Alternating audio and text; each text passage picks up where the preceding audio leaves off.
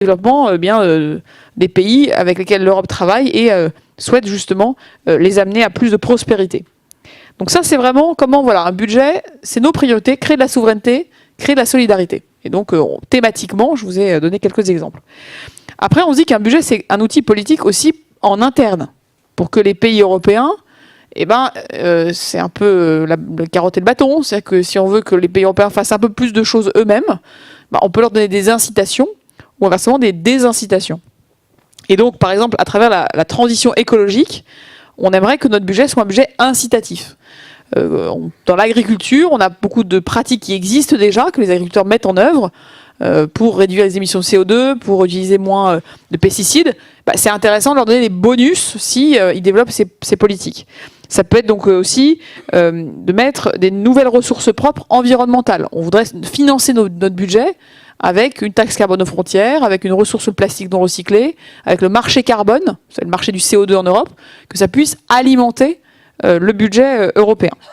Deuxième type d'incitation, donc on a parlé d'écologie et de transition. Deuxième type, c'est les éléments sociaux, la politique sociale. On aimerait créer un système pour que dans les pays où ceux qui travaillent à plein temps ont des salaires qui sont en dessous du seuil de pauvreté, on trouve un moyen de leur dire que c'est quand même pas vraiment ce qu'on pense être européen. Donc c'est quand on parle de salaire minimum européen, c'est pas que dans tous les pays, et comme Muriel Pénicaud qui signe le SMIC égale 9,67 € brut par heure. Ça, c'est pas comme ça que vous voyez, beaucoup de pays fonctionnent.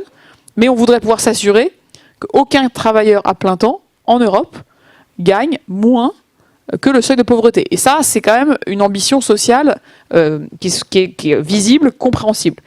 On veut aussi créer des incitations pour respecter l'état de droit. L'état de droit, c'est tout ce qui, au fond, défend les valeurs de l'Union. C'est le fait qu'on n'a pas de jugement arbitraire, c'est le fait que la justice est indépendante, c'est le fait qu'on ne s'attaque pas aux minorités, qu'on n'empêche pas les Roms de travailler, qu'on ne met pas des lois qui empêcheraient les personnes LGBT de pouvoir avoir accès au marché du travail ou à l'éducation.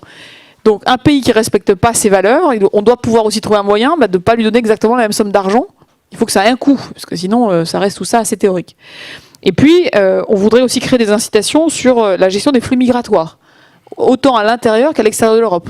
Il y a des pays qui jouent le jeu, qui, au fond, partagent une partie, je ne sais pas s'il faut dire du fardeau, mais partagent une partie de l'effort collectif que ça demande d'accueillir dignement ceux qui arrivent sur notre territoire quand ils demandent l'asile, par exemple.